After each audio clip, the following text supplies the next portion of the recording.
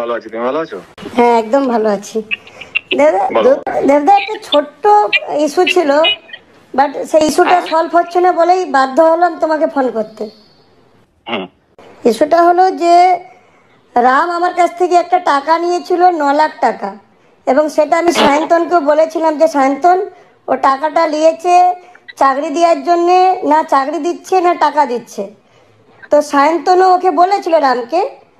তো তারপরে কিছু রেজাল্ট এলো না। দেখো দেবদা, একটা কথা বলি, আমার কোনো পলিটিক্যাল মোটিভেশন নেই, আমি কোনো এবারে সেইটা হলো, আমি তখন ফোনটা অ্যাড্রেসও করলাম, তখন কথা যখন বলছি ডেফিনেটলি আমি একটু গুরুত্ব দিচ্ছি, ঠিক। আর আমার ব্যাপারে একটু জেনে নেবে দাদা, যে আমি কোনো পলিটিক্যাল মুভমেন্টে কোনোভাবে ডাইরেক্ট ইনডাইরেক্ট কোনোভাবে জড়াই কিনা।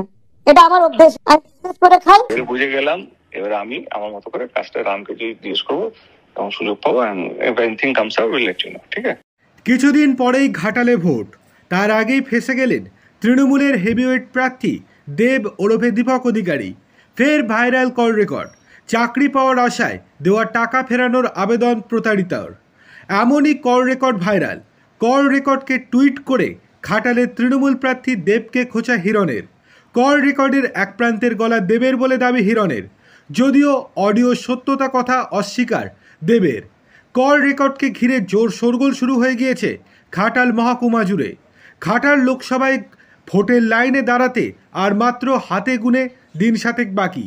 তার আগেই এই কল রেকর্ড শাসক শিবিরে অস্বস্তি যে আরও বাড়াবে তা বলাই বাহুল্য।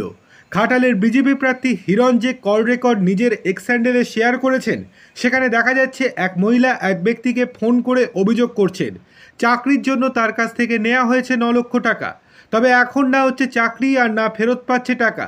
এই কল রেকর্ডকে ঘিরেই শোরগোল ছড়িয়েছে ঘাটালে। হিরণের দাবি, চাকরি দুর্নীতিকাণ্ডের এটা একটা বড়সড় চক্র, যার মাথায় রয়েছেন ঘাটালের বিদায়ী সাংসদ দেব। তার সহযোগী হিসেবে রয়েছেন তারই প্রতিনিধি রামপদ মান্না। এই ঘটনার তদন্তে রাজ্য পুলিশ নয় সিবিআই তদন্ত দাবি করেছেন হিরণ।